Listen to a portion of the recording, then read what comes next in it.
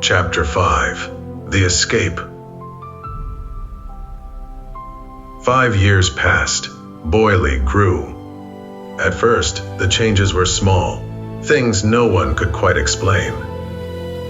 He was stronger than other children, faster, more aware.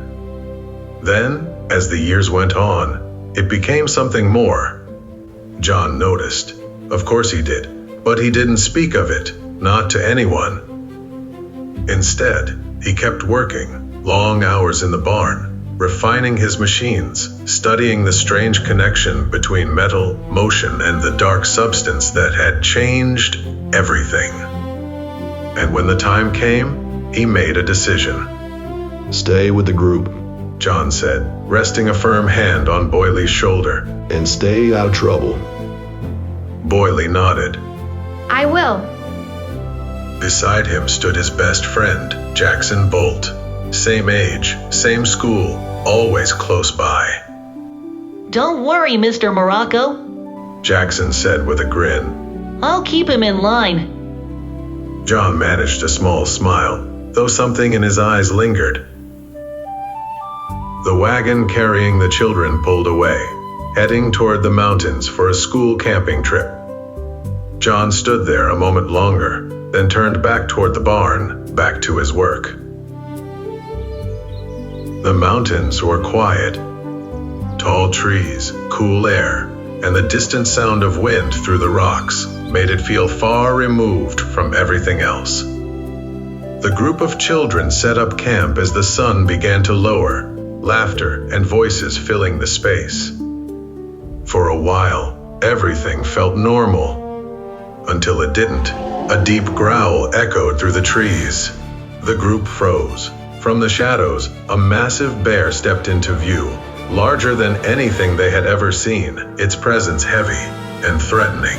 Someone screamed. Don't move! One of the adults shouted, but panic had already set in. The bear charged.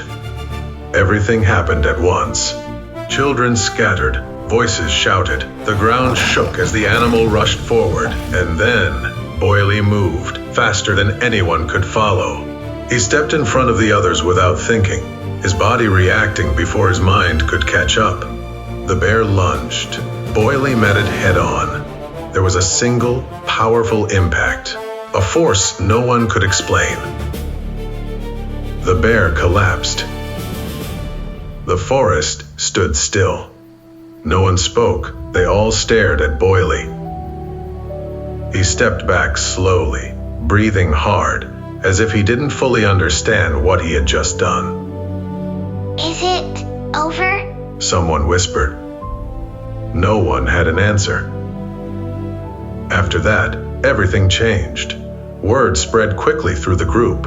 The story twisted and grew, but the result was the same. Boily became the center of attention, the one who faced the bear, the one who somehow survived. People gathered around him, asking questions, praising him, treating him differently. Jackson stood nearby, watching. At first, he smiled along with the others, but it didn't reach his eyes. Something quiet had begun to grow inside him. That night, the camp settled. The fire burned low, and one by one, the voices faded into sleep. Boily lay awake. Something didn't feel right. A sound, faint, distant, pulled his attention. They were voices, not from the camp, but from deeper in the mountain. Boily sat up slowly and moved toward the trees. He is not the One voice said. Then he is irrelevant. Another replied. Our target remains the same.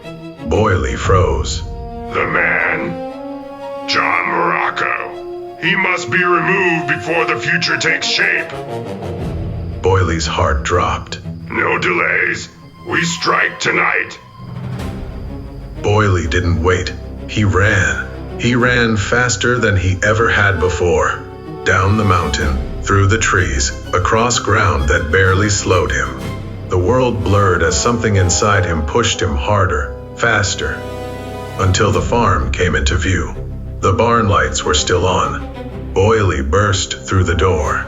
John turned instantly. Boily, what are you doing? They're coming! Boily shouted. The things, the black bolts, they're coming for you, tonight! John froze for a split second. Then he understood. So it started. He said quietly. We have to leave! Both of us! John shook his head. No. Boily stared. What? John grabbed his shoulders. Listen to me. You were never meant to stay here. Not forever. I'm not leaving you! You have to. I can fight! I can help! No. John said firmly. You were born for something greater than this. A loud crash shook the barn. They were here. If you stay, John said quickly. they will kill you before you become what you're meant to be. Boily hesitated. I'm not leaving you. John gave a faint, steady look. You're not leaving me. He said. You're saving what comes next.